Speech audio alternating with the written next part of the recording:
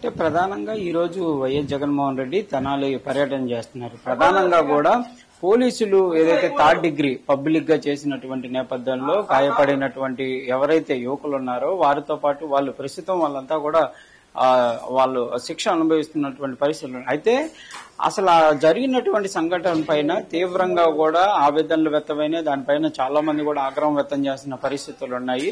ఈ సందర్భంగా జగన్మోహన్ రెడ్డి ప్రస్తుతం తెనాల్లో ఉన్నటువంటి జాన్ విఠల్ అనేటటువంటి కుటుంబ సభ్యుల్ని ఈ రోజు పరామర్శించడానికి ఇక్కడికి వస్తున్నటువంటి పరిస్థితి ఉంది. కొంతమంది కుటుంబ సభ్యులు కూడా ఉన్నారు, వాళ్ళతో మాట్లాడదాం.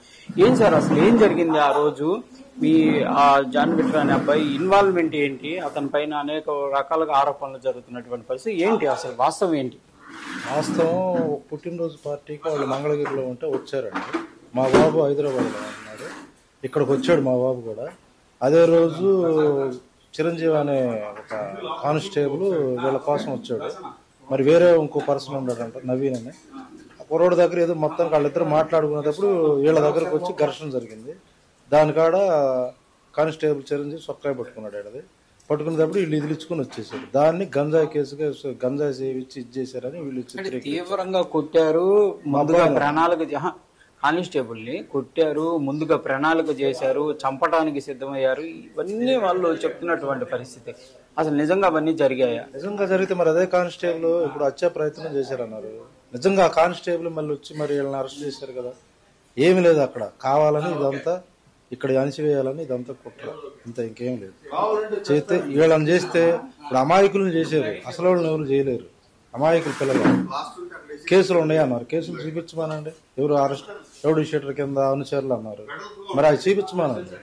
ఆ కేసుల మీద 8 నుంచి 9 కేసులు ఉన్నాయి అనే విధంగా కూడా కేసులండి. కొంతమంది ఉన్నాయి చిన్న చిన్న కేసులు. మా అబ్బాయి మీద, రాకేష్ మీద ఎటువంటి కేసులు అన్ని క్లోజ్ అయిపోయి 8 కేసులు అన్నారు. అవన్నీ కొట్లాటలు గొడవల్లో ఊరకు పక్కన ఉన్నాయి, కానీ వీడి ఇన్వాల్వ్మెంట్ ఏది లేదు. చూడుకోండి, కావాలంటే ఎఫ్ఐఆర్ కాగితాలంటే చూడమని, ఏమో దాంట్లో తప్పేముంది. చూసి దాన్ని ఈ గంజాయి కేసు ఇప్పుడు ఇది కొట్టినాక రౌడీ షీట్ ఓపెన్ చేసి జరిగిన సంఘటన సమయంలో మీ అబ్బాయి రాజేష్ తో మాట్లాడారా? మీ అబ్బాయి చెప్పాడు ఇట్లా జరిగింది ఏంటని? ఏం చెప్పాడు ఆ రోజు? ఇక్కడ ఏం లేదు, నా మీద కానిస్టేబుల్ వచ్చి నేను ఇట్లా తోసుకొని వచ్చేసాను, వాళ్ళు వస్తారని వెళ్ళిపోయాడు. వచ్చి ఇక మా అత్తగారింటి కాబట్టి అక్కడ పట్టుకున్నారు. పట్టుకొని తీసుకెళ్లి 24 గొడవ జరిగితే 25న వీళ్ళు తీసుకెళ్లి అరెస్ట్ చేశారు. ఉదయం 9 గంటలకు తీసుకెళ్ళిన 27 దాకా రిమాండ్ పెట్టాల. ఈ 3 రోజులు చిత్రహింసలు పెట్టారు. పెట్టేసి అన్నాబత్తుల సమాధి సెంటర్ లో కొట్టారు. అక్కడ బూట్ కాలేసి ఒక ఎస్ఐ, ఒక సిఐ గారు బూట్ కాల్ రామ్ నాయక్ బూట్ కాలేసి 3 టౌన్ సిఐను కొడుతున్నాడు, కర్ర ఇరిగిపోతాడు. తర్వాత లింగారావు సెంటర్ లో కొట్టారు. ఇంకా లింగారావు సెంటర్ లో వీడియో బయటికి రాల. ఇంత దారుణం. ఇప్పుడు మాకు అది 4 రోజుల తర్వాత సెంటర్లలో ఇలానే జరిగింది. చాలా సెంటర్లో జరిగింది. వాళ్ళు అదేదో వీధి రౌడీలని, వీధి కుక్కలను కొట్టినట్టు కొట్టారు. అసలు కాళ్ళు రాడ్లు ఉండే, మా వాడికి చేతిలో రాడ్ ఉందన్నా గానీ వాళ్ళు దండం పెడుతున్నాడుగా. ఆ వీడియో చూసినాక మాకు చలించిపోయాం. ఆ వీడియో మరి ఎట్లా వచ్చిందో బయటికి వచ్చింది. అది వచ్చినాక మాకు తెలిసింది ఇంత శిక్షణ రహితంగా కొట్టారు. పోలీసు వాళ్ళు పట్టుకుంటూ కొట్టొచ్చు, దానికి ఎంతవరకు వాళ్ళ స్టేషన్ లో కొట్టాలి. ఎక్కడో పాడుపడిపోయిన క్వార్టర్స్ తీసుకెళ్లి, పోలీస్ క్వార్టర్స్ వెనకమాల తీసుకెళ్లి ఇళ్ళని కొట్టాల్సిన అవసరం ఏంది? వీళ్ళేమన్నా తీవ్రవాదులు కాదు కదా. అట్లా చేశారండి. దీనికోసం ఆ ఎస్ఐని, ఆ చిరంజీవిని, ఇంకా చాలా మంది ఉన్నారు దీంట్లో ఇన్వాల్వ్. కానిస్టేబుల్స్ చిరంజీవి ఒక అతను, ఇంకా ఎవరో 3 ఉన్నారు, నాయక్ అని ఒక అతను. అతి దారుణం, కావాలనే కొట్టారు మా వాళ్ళని. పబ్లిక్ చూస్తుండగానే కొట్టారు.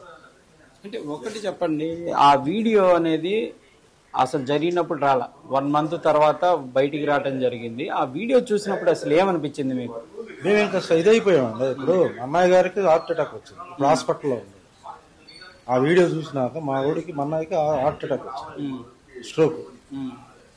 ఇది ఇట్లా మా ఫ్యామిలీ మొత్తం, మా నాన్నగారు ఆయన ఇదైపోయాడు. తెలిసిన కానీ మొన్నటిదాకా చెప్పలే ఆయనకి.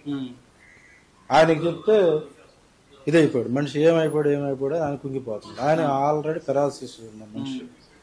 ఈయన కూడా ఇదైపోయాడు. ఇంకా మా ఫ్యామిలీ మొత్తం ఇదైపోతుంది, మానసికంగా ఇదైపోతుంది.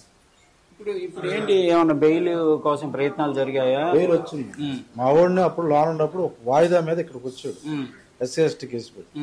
అది ఆ వాయిదా కోసం వచ్చి దాంట్లో లోన్ ఉండేటప్పటికి అరెస్ట్ వారెంట్ చూపించారు. ఆ బెయిల్ వస్తే మా వాడు బయటకు వస్తాడు. ఈ బెయిల్ వచ్చేసి తర్వాత చూపించారు మళ్ళీ వేరేది. అవునా, అంటే లోన్ ఉన్నప్పుడు కోర్టుకు హాజరవ్వాలి వాయిదా, అది హాజరవ్వాలి.